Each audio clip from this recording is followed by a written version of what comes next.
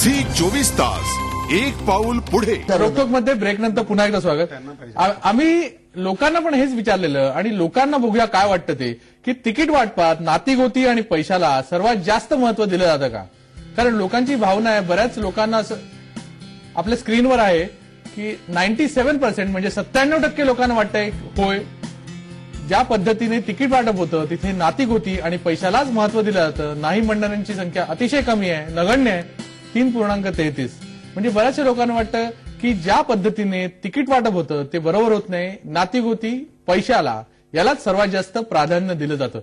आपल्याबरोबर अजित सावंत आहेत, त्यांचा स्वतःला अनुभव आहे. 2009 मध्ये त्यांना स्वतःला तिकीट देण्यात आलं नव्हतं. तुम्हाला काय वाटतं अजित सावंतजी, बाहेरून जे लोक येतात बाहेरच्या पक्षातून त्यांना प्राधान्य दिलं जातं, तुमच्या बाबतीत हे घडलेलं आहे म्हणून विचारतो, आणि जे कार्यकर्ते आहेत ते कुठेतरी मग त्यामुळे नाराज होतात. अशा कार्यकर्त्यांबद्दल तुम्ही काय सांगाल? काही वेळेला ज्या वेळेला अशा घटना घडतात, जसं तुम्ही 2009च्या साली माझ्या बाबतीत घडलेल्या घटनेचा उल्लेख केलात, काही वेळेला त्याचं जस्टिफिकेशनच मिळत नाही की ते का घडलं, आणि मग त्यामुळे नाईलाजास्तव ह्या कन्क्लुजनला हे अनुमान काढावं लागतं की याच्यामध्ये फार मोठा आर्थिक व्यवहार झालेला आहे. आत्ताचं उदाहरण तुम्हाला मी सांगतो. 2009 साली माझे तिकीट कापून ज्यांना तिकीट दिली होती ते गेली 2 वर्ष शिवसेनेचे दरवाजे ठोकवत उभे होते. त्यांच्या मुलाने बाळासाहेब ठाकरेंच्या अभिनंदनाचे होर्डिंग सुद्धा लावले होते की दादरचं नाव चैत्यभूमी करू नये, हे जी बाळासाहेबांनी सूचना केली आणि त्याला विरोध केला चैत्यभूमी नामांतराला, त्यावेळेला बाळासाहेबांच्या अभिनंदनाचे होर्डिंग त्यांनी लावले होते. अशा मुलाला तिकीट केवळ 5 वॉर्डाचा, आज मला एका नेत्याने सांगितले, मग त्याला तिकीट का दिलं, ते म्हणाले 5 वॉर्डांचा खर्च त्यांनी उचललेला आहे. आता 5 वॉर्डांचा खर्च याचा अर्थ मला कळला नाही, म्हणजे रोख काय पैसे दिले आहेत 1-2 करोड रुपये का काय मला माहिती नाही, पण त्यामध्ये त्यांच्या बोलण्यावरून माझ्या एक लक्षात आलं की निश्चितपणे याच्यामध्ये काहीतरी अर्थपूर्ण व्यवहार झालेला आहे. मला असं वाटतं की अशा तुमच्या पार्टी थोडक्यात असे अर्थपूर्ण व्यवहार होतात. नाही, हे सगळ्या पार्टीमध्ये होतात. मी तुम्हाला मगाशीच म्हणालो की मी आज एका पार्टीबद्दल बोलणार नाहीये. हे सर्व पक्षामध्ये अशा तऱ्हेचे आर्थिक व्यवहार होतात, नातीगोती जपली जातात. आता मगाशी माझे मित्र नरेंद्र वर्मा म्हणाले की बाबा आमच्याकडे सगळं आलबेल आहे आणि डिसिप्लिन्ड आहे सगळं. काय आंधळा मागतो 1 डोळा आणि देव देतो 2 म्हटल्यानंतर माणसं शांत राहतात.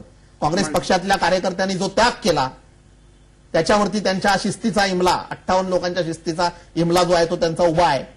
म्हणजे काय, पण तो काँग्रेसचे कार्यकर्ते मात्र निश्चितपणे जिथे त्यांना डावललं गेलं आहे. मी तुम्हाला अनेक म्हणजे तुम्हाला म्हणायचं होतं की ज्या सीट त्यांना द्यायला नको होत्या अशा सीट गेल्यामुळे प्रचंड नाराजी कार्यकर्त्यांच्या मनात आहे. पण ठीक आहे, ते आता डिसिप्लिन म्हणतायत, पण मी तुम्हाला अनेक उदाहरणं सांगेन की एकाच घरात 3 उमेदवार दिलेले आहेत, 3 सत्तापद आहेत त्यांच्याकडे सुद्धा.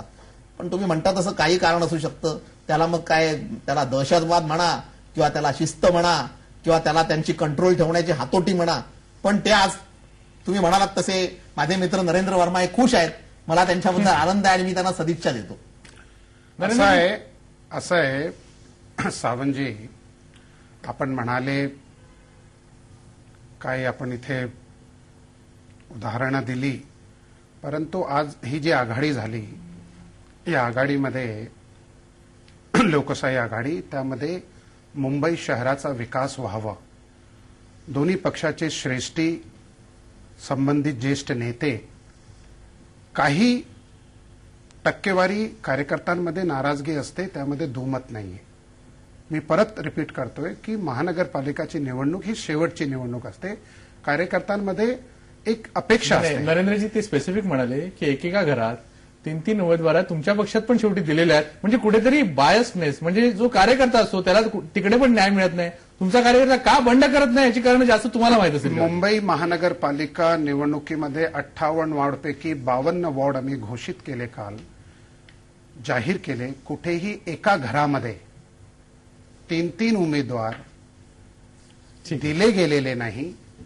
हे खरोखर म्हणजे हे स्पष्ट, ह्यामध्ये काही तथ्य नाहीये. राष्ट्रवादी काँग्रेस पक्षाने जो निवडून येऊ शकतो, ठीक आहे, जो पक्षाचा कार्यकर्ता आहे, त्याचा क्लीन इमेज आहे, त्यांनाच राष्ट्रवादी काँग्रेस पक्षाने संधी दिली. जोपर्यंत लोकमत पेपर नरेंद्र वर्माने वाचावा अशी माझी त्यांना विनंती आहे. जोपर्यंत बंड जाहीररित्या दिसत नाही तोपर्यंत नरेंद्र वर्मा असंच म्हणणार.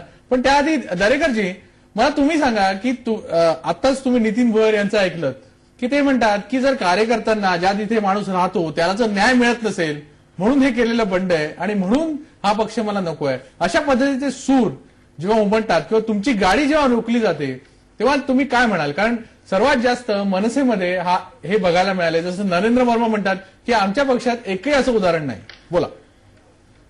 नाही, तत्पूर्वी मी सांगतो की जे अजित सावंत म्हणाले की भलामण करणारच, मग अजित सावंत काय आमच्या पक्षाची नाही भलामण करणार. जो तो पक्ष असतो त्या पक्षाचा नेता आपला पक्षाचीच भलामत करत असतो, या माहितीसाठी. आणि त्यांना त्यांच्या पक्षामध्ये तिकीट वाटपात किंमत न दिल्या गेल्यामुळे त्यांचा तो स्वाभाविकपणे राग मी समजू शकतो. आलं का लक्षात? आता आपण जे नितीन भोईर संदर्भात त्या ठिकाणी मंदारजी म्हणालात, मी स्वतः ठाणे जिल्ह्याच्या मुलाखतींना त्या ठिकाणी होतो आणि या नितीन भोईर हा इच्छुक उमेदवारी आमच्या समोर त्या ठिकाणी होता. आज नितीन भोईरचं वय बघितलं जर, मी या इच्छुकांच्या प्रक्रियेमधनं गेलेला एक त्या ठिकाणी सफरर आहे. मी महाराष्ट्र नवनिर्माण सेनेच्या स्थापनेपूर्वी शिवसेनेमध्ये 3 कॉर्पोरेशनच्या वेळेला मी इच्छुक होतो, एका विधानसभेच्या वेळेला इच्छुक होतो. म्हणजे 4 वेळेला इच्छुक असून सुद्धा उमेदवारी न मिळालेला एक मी नाराज माणूस त्या ठिकाणी होतो. आणि राजकारणामध्ये सगळ्यात जर गोष्ट कुठली हवी असेल जी आमच्या नेतृत्वानं आम्हा कार्यकर्त्यांना दिले किंवा राजकारणात दिसते, की त्या ठिकाणी पेशन्स, संयम असणं अत्यंत आवश्यक आहे. राजसाहेबांनी संयमातून त्या ठिकाणी कसे दिवस काढले हे त्या ठिकाणी आम्ही जवळून बघितलेलं आहे, आम्ही स्वतः भोगलेलं आहे.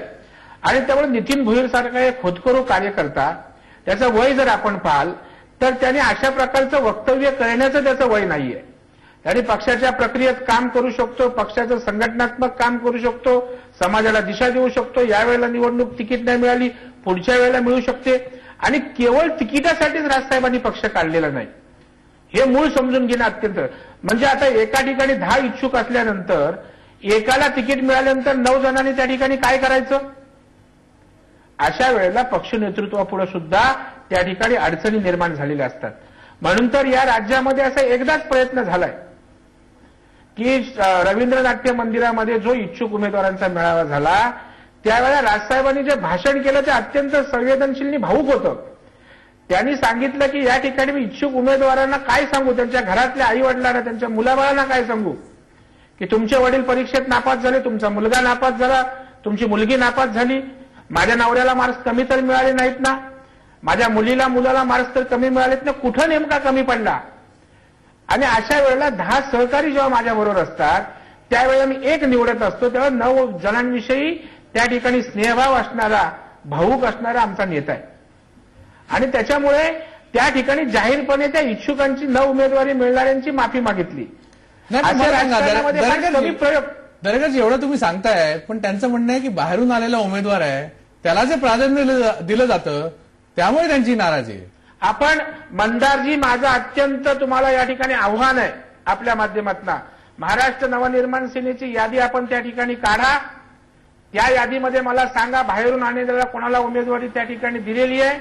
मी या ठिकाणी अतिशय आत्मविश्वासानं सांगतो, राजसाहेबांनी त्या ठिकाणी उमेदवार फायनल करताना पक्षाचा कार्यकर्ता, पक्षाचा पदाधिकारी यांनाच जास्तीत जास्त प्राधान्य दिलेलं आहे. आमच्या पक्षात आयत्या वेळेला अनेक लोक इच्छुक होतील, यायला तयार होतील, परंतु मी अनेक उदाहरणं सांगेन, मी नावं एक्सपोज करत नाही, इतर विरोधी पक्षांचे फोन आलेले मी एक्सपोज करत नाही. आलं का लक्षात? आणि त्याच्यामुळे एक मंदारजी, दरेकर साहेब, बोला दरेकर साहेब, त्यामुळे मला एकच विचारायचंय, माझं होऊ द्या ना, मी कुठे सक्षम नव्हतं आणि मी कुठलं काम नव्हतं केलं? नाही, मी नितीन, मी अजिबात असं म्हणालो नाही. नितीन माझ्या नजरेमध्ये पडलो आणि कुठे काम कुठे सांगा तुम्ही, मी कुठलं काम नाही केलं, कुठलं आंदोलन केलं नाही आतापर्यंत तुम्ही सांगा मला. जे साहेबांनी आज माननीय राजसाहेबांनी जे आदेश दिले आम्ही आतापर्यंत पूर्ण केले होते की नाही केले? डॉक्टर गांधींनी किती आंदोलन केले, किती रस्त्यावरती उतरून त्यांनी कामं केली साहेब? नितीन उमेदवारी आज आमचं पूर्ण गाव शोधकळेमध्ये पसरलं गेलं. आज आमच्या गावात एकही उमेदवार नाहीये. आमचं एक गाव आहे 10 वर्ष पण एकाही नगरसेवक वंचित आमचं गाव आहे. या गावाच्या विकासासाठी मी सुद्धा आमदारकी सुद्धा क्लेम केली होती. तेव्हा पण मला शब्द दिला होता की नाही तुला मी पुढे उमेदवारी देईन करून. नितीन, या ठिकाणी तुम्हाला मी चांगला कार्यकर्ता नाही असं म्हटलेलं नाही, परंतु आपल्याला अजून बराच पल्ला त्या ठिकाणी गाठायचा असतो ना. उमेदवारी देत असताना एकाला असे अनेक उमेदवार आहेत. माझं ऐका ना, आता ऐकलं ना कमी कुठे पडलो ते. असे अनेक उमेदवार आहेत की कुठेच कोण कमी पडलं नाही. एका ठिकाणी 10 उमेदवार असतील. आम्ही तुम्हाला दादरचं उदाहरण देतो. दादरला त्या ठिकाणी आमचा यशवंत किल्लेदार उमेदवार आहे, कुठेही कमी पडला नाही. आमचा शाखाध्यक्ष तिकडे कोचा म्हणून आहे, तो त्याच्यावर केसेस आहेत, सर्वाधिक जास्त मुंबईत केसेस. आलं का लक्षात? तिथे प्रकाश पाटणकर आमचा नगरसेवक सक्षमपणे काम केलेला नगरसेवक आहे, ते कुठे कमी पडले? बरोबर. आमच्या त्या शाखा अध्यक्षाच्या केसेस आहेत, त्यांनी तडीपारी लागली हो, त्याला उमेदवारी मिळाली नाही. दरेकर साहेब, तेवढ्याचं केस एक मिनिट. नाहीये. दरेकर साहेब, अशा वेळेला निर्णय घेणं हे पक्ष नेतृत्वाला त्या ठिकाणी अवघड बनून राहतं आणि मग शेवटी हे सगळ्यांनी जे कुठे कमी नसतात पडलेला त्यातला एक कोणतरी उमेदवार निवडला जातो. ठीक आहे, त्याच्यामुळे आपण काय कमी पडला तसं मला म्हणायचं नाही. ठीक आहे दरेकरजी, आपण येऊया या मुद्द्यावर. पण मला एक सांगा राहुल नार्वेकरजी, की ज्या पद्धतीने आता जसं अजित सावंत म्हणाले की सर्वच पक्षात कुठेतरी पैसे नातीगोती याला महत्व दिलं जातं आणि त्याचमुळे तिकीट वाटपात नाराजी जास्तीत जास्त ओढवली जाते, तुम्ही काय म्हणाल याबद्दल?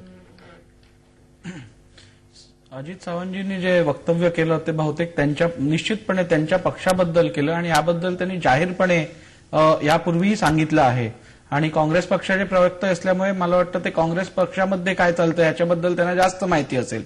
पण जिथे शिवसेनेचा प्रश्न येतो तेव्हा मी आपल्याला सांगू इच्छितो, शिवसेना हा महाराष्ट्रातला एकमेव पक्ष आहे यांनी कधी नातीगोती बघून तिकीटं दिली नाहीत. शिवसेनेत नाती गोतींमध्ये निवडून आलेले किंवा तिकीट दिलेले प्रसंग एखाद दुसरे असतील, पण काँग्रेसमध्ये फक्त नातीगोती बघून तिकीट दिले जातात.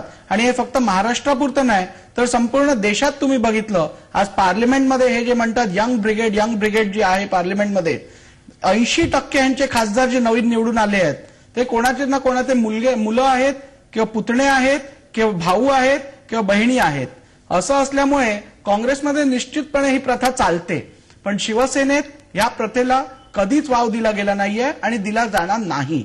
प्रश्न पैशाचा जेव्हा येतो, शिवसेने एवढी स्वच्छ प्रतिमा तिकीट वाटपाची इतर कुठच्याही पक्षाची महाराष्ट्रात नाहीये आणि ती असूच शकत नाही. कारण शिवसेना ह्या कार्यकर्त्याला मोठा समजते. शिवसेनेनी सामान्य कार्यकर्त्याचा मुख्यमंत्री केला आहे. शिवसेनेनी सामान्य कार्यकर्त्याला महाराष्ट्राचा देशाच्या लोकसभेचा अध्यक्ष केला आहे आणि हे केवळ माननीय शिवसेना प्रमुख करू शकतात.